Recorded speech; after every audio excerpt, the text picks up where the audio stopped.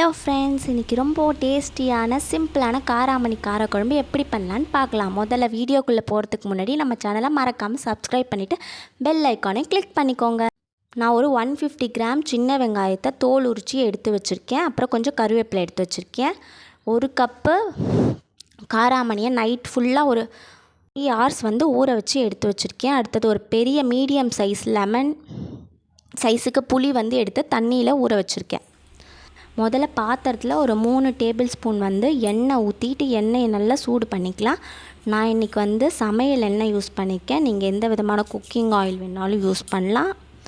அடுத்ததாக ஒரு ஸ்பூன் கடுகு, ஒரு சின்ன ஸ்பூன் வெந்தயமும் சேர்த்துருக்கேன். கடுகு வெந்தயம் நல்லா பொரிஞ்சதுக்கு அப்புறமேட்டா நம்ம க்ளீன் பண்ணி வச்சுருக்க சின்ன வெங்காயத்தை இப்போ இதில் சேர்த்துக்கலாம். எண்ணெயில் சின்ன வெங்காயத்தை போட்டுட்டு நல்லா வதக்கணும்.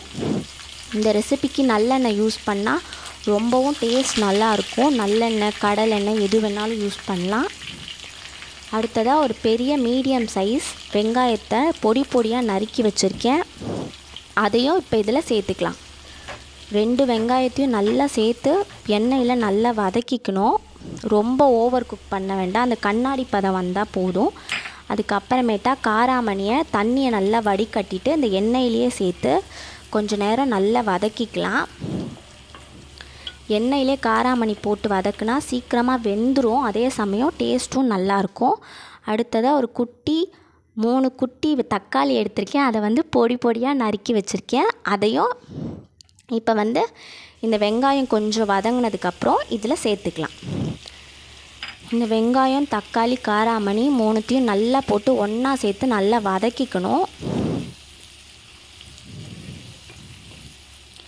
இதில் நம்ம எந்த காய் வேணாலும் சேர்க்கலாம். இந்த குழம்புல நான் இன்றைக்கி 3 கத்திரிக்காயும் ஒரு பெரிய சைஸ்க்கு முருங்கைக்காவும் கொஞ்சம் சின்ன சின்ன பீஸாக குழம்புல போடுவோம்ல அந்த சைஸில் கட் பண்ணி வச்சுருக்கேன். அதை இப்போ இந்த குழம்புல சேர்க்க போகிறேன். நம்ம இதில் உங்களுக்கு நான்வெஜ் பிடிக்கும்னா இதில் நம்ம 2 கருவாடு துண்டு கூட சேர்த்துக்கலாம். அதுவும் டேஸ்ட் சூப்பராக இருக்கும். அப்புறம் நம்ம உருளைக்கிழங்கு, அவரைக்காய், எந்த விதமான காய் வேணாலும் சேர்த்துக்கலாம். இப்போ இதில் குழம்புக்கு தேவையான அளவுக்கு உப்பு சேர்த்துட்டு நல்லா வதக்கிட்டு இந்த எண்ணெயிலேயே கத்திரிக்காயும் முருங்கைக்காயும் கொஞ்சம் நல்லா வதங்கணும். தக்காளியும் கொஞ்சம் மசியணும். அதனால் ஒரு 10 நிமிஷம் மூடி போட்டு இதை கொஞ்சம் நேரம் வேக வச்சு எடுத்துக்கலாம். ஒரு 10 நிமிஷம் கழித்து ஓப்பன் பண்ணி பார்க்குறேன். கொஞ்சம் கத்திரிக்காய்லாம் கொஞ்சம் கலர் மாதிரி இருக்குது பார்த்திங்களா. இந்த மாதிரி எண்ணெயிலே வதக்குனா அதோட டேஸ்ட் கொஞ்சம் சூப்பராக இருக்கும். அடுத்ததாக இந்த குழம்புக்கு ஒரு சிட்டிகை அளவுக்கு மஞ்சத்தூள் சேர்த்துக்கிறேன். அடுத்ததாக இதுக்கு நான் வேறு எந்த மசாலாவும் சேர்க்கலை. நான் வீட்டில் அரைச்ச குழம்பு மிளகாத்தூள் தான் சேர்க்குறேன்.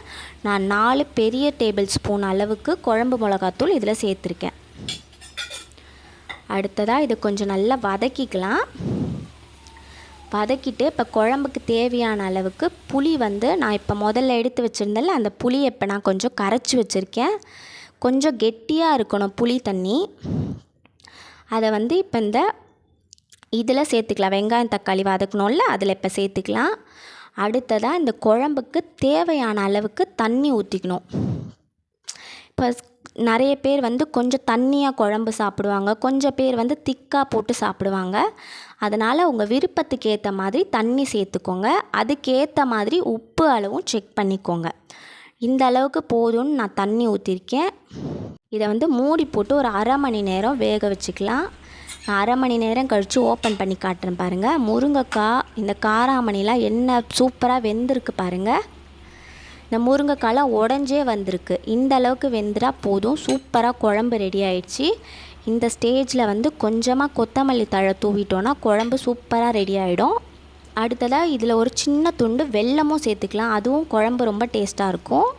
இந்த ரெசிபி உங்களுக்கு முடிச்சதுன்னா மறக்காமல் நம்ம சேனலை சப்ஸ்கிரைப் பண்ணுங்கள். தேங்க்ஸ் ஃபார் வாட்சிங்.